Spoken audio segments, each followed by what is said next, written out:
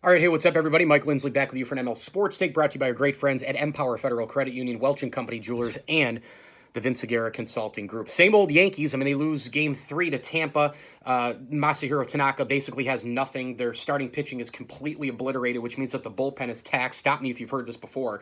And they can't hit with 2 outs. It's the same thing over and over and over again. Obviously, I think Game 2 was the changer when they pulled Garcia, put Happ in, and they missed a million opportunities with guys on base. That was it for me. The series at this point, I will be blown away if the Yankees even win it. Mentally, they're just not there. The Rays know that they can beat them, and right now they just look like a defeated club, and the Rays look like a team playing with enormous confidence, like, ha ha, you guys tried to outsmart us.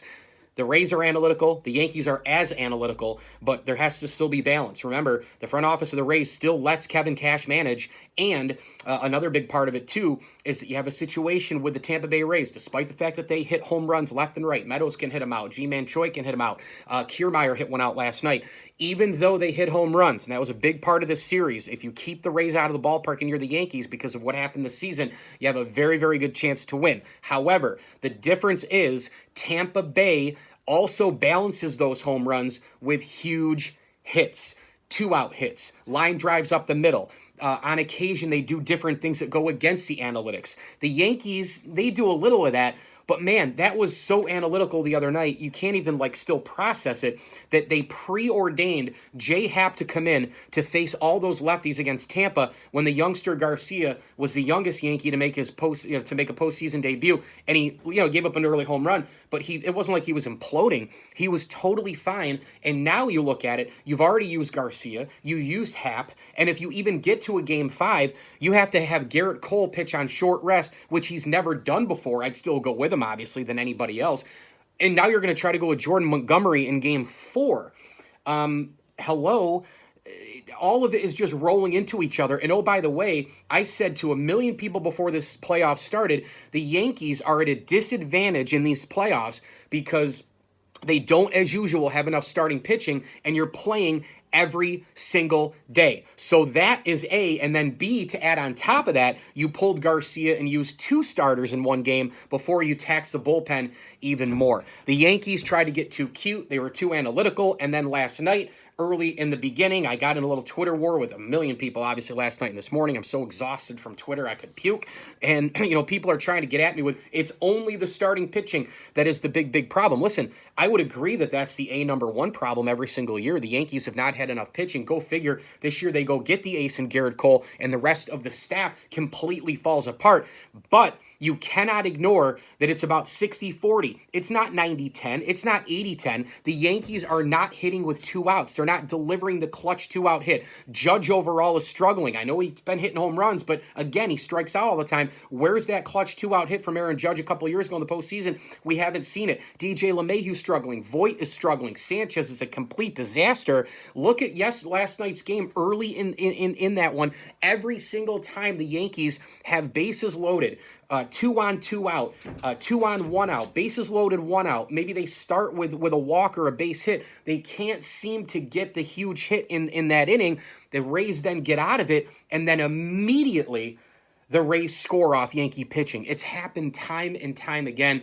The bottom line is the New York Yankees just aren't good enough. And Brian Cashman, again, I've been railing on this guy over and over and over again. I don't understand why people cannot see that he's the most overrated executive in professional sports. I applaud him for Luke Voit. I applaud him for DJ LeMahieu. I applaud him for finding Aaron Small and Sean Chacon in the past and all the rest. I applaud him for, pulling Robinson Cano up and Ching-Ming Wong for a couple of years stretch there.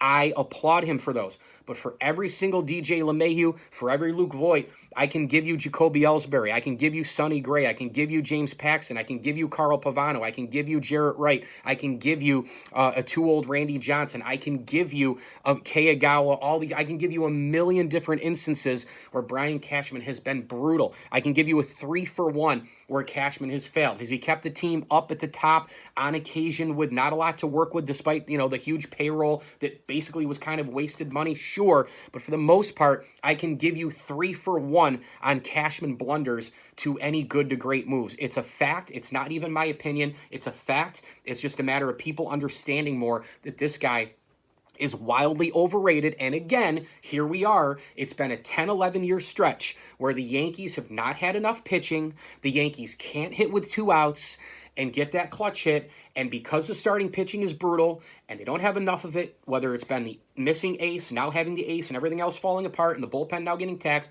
all of that running into each other, it's been 10, 11-ish years since 2009, and I'm not saying you have to win the World Series every stinking year. Everybody thinks that I think that. I don't. I'm not saying that the payroll should be the number one talking point every time. I don't think that.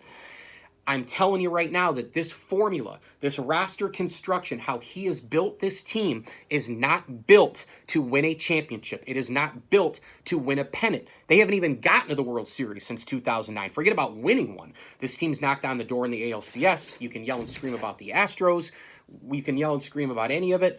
The bottom line is, I want to go in with the best possible chance, with the best possible roster construction into the postseason. And the Yankees don't have it. The Astros have had it. The Dodgers have had it. They just haven't won one. The Red Sox have had it. Hell, 4 or 5 years ago, the Royals had it. The Mets had it. This formula doesn't work. And Brian Cashman continues to get a free pass. And I don't know why. But at this point, again, my jaw will be on the floor if the Yankees pull off 2 wins in a row against Tampa. Just a complete disaster for the Pinstripes. Mike Lindsley with you, an ML Sports Take brought to you by Rosie's Corner. If you're in and around Central New York, get to Rosie's. Pizza, pasta, hot and cold subs, and more.